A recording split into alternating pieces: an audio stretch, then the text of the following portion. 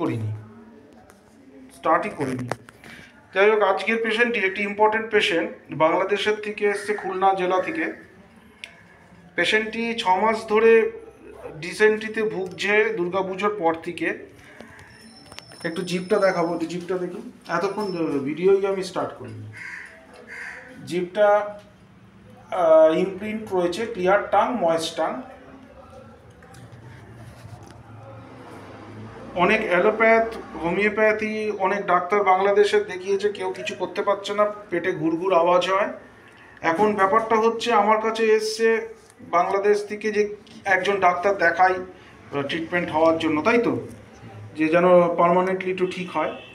তো আমি তো কনস্টিটিউশনাল ট্রিটমেন্ট করি, সিঙ্গেল মেডিসিন। ওখানে কতগুলো করে ওষুধ দিয়েছে, একজনেরও না অ্যালোপ্যাথ না হোমিওপ্যাথ, কারোর কোনো প্রেসক্রিপশান, ইনভেস্টিগেশন, পেশেন্টের স্টুল বলছে ডিসেন্ট্রিক, অথচ কেউ একটা রুটিন স্টুলও করতে দেয়নি। ওখানে কতগুলো করে হোমিওপ্যাথি ওষুধ দিয়েছে? হোমিওপ্যাথি ওষুধ দিছে অনেক, দুটো তিনটে দিছিল। দুটো তিনটে করে হোমিওপ্যাথি ওষুধ দিত। যাই হোক, কিছুই তেমন হয়নি। আমি পেশেন্টটা সব কিছুই দেখলাম। আমি পেশেন্টের যেগুলো দেখলাম সেগুলো সবই মোটামুটি অলমোস্ট নর্মাল, কিছুই নেই। হিস্ট্রিতে জন্ডিস, নিউমোনিয়া, স্মল পক্স মতো দেখলাম দাগ রয়েছে। আমি কোয়ারিতে অ্যামিবিক ডিসেন্ট্রি দিয়েছি, আর কিছু ম্যানেজমেন্ট দিয়েছি, পরে আসছি। পেশেন্টের পার অ্যাবডোমেন যখন আমি চেক করলাম, কোনো ইনভেস্টিগেশন রিপোর্টই নেই, চলে এসছে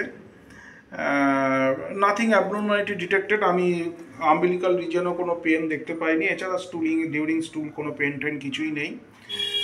আমি পেশেন্টটাকে কিছু ম্যানেজমেন্ট দিয়েছি, যেমন হচ্ছে জলটা ফুটিয়ে খাবে, to intake boiled water, to avoid street food, খুব বাইরের খাওয়া খায়, আর টু অ্যাভয়েড লিফি ভেজিটেবল।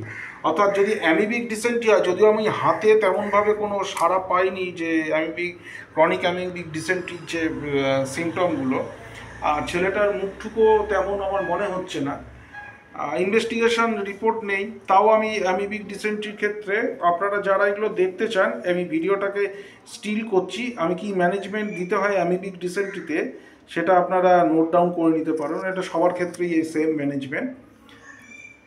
আচ্ছা, পেশেন্টের থেকে আমি কি পেলাম? কনসোলেশন অ্যাগ্রাভেট, এই কনসোলেশন অ্যামুলারেট, অর্থাৎ সান্ত্বনা দিলে ভালো থাকে।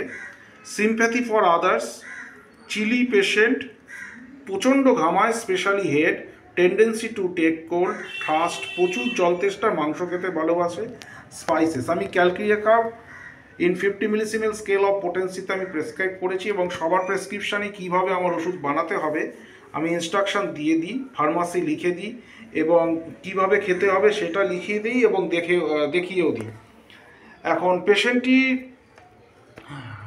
এই যে ডিসেন্ট্রিক ব্যাপারটা, আমার মনে হচ্ছে সম্পূর্ণ এ অনিয়মিত জীবনযাপন করে, রাত জেগে কি ডিজিটাল কাজ ফাজ করে, কম্পিউটারে বসে অনিয়মিত জীবনযাপন করে, ঠিক সময় খাওয়া দাওয়া করে না, যার ফলে এই সমস্যাগুলো দাঁড়ায়।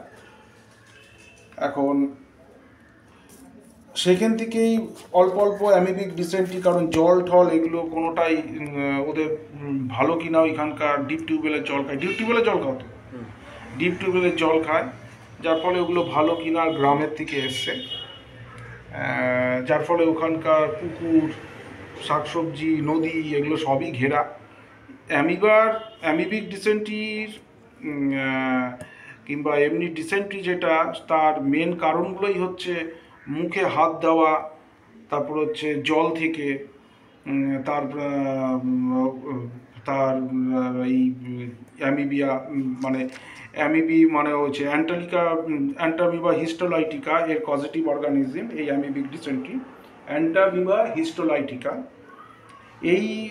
এটার অরিজিনই হচ্ছে লিফি ভেজিটেবল, মানে আমরা যে শাক ভাজা টাজা এইসব খাই তার থেকে, এবং যে আমরা যে জল খাই ইমপিওর ওয়াটার সেখান থেকে, এবং মুখে আধোয়া জিনিসপত্র, থালা বাসন না ধুয়ে খেলে এই জিনিসগুলো দাঁড়ায়। যাই হোক, আমি ক্যালক্রিয়াকার প্রেসক্রাইব করেছি, 2 মাস পরে আবার ভিজিটিং ডেট দিয়েছি, যেমন সবাইকে দিয়ে থাকি।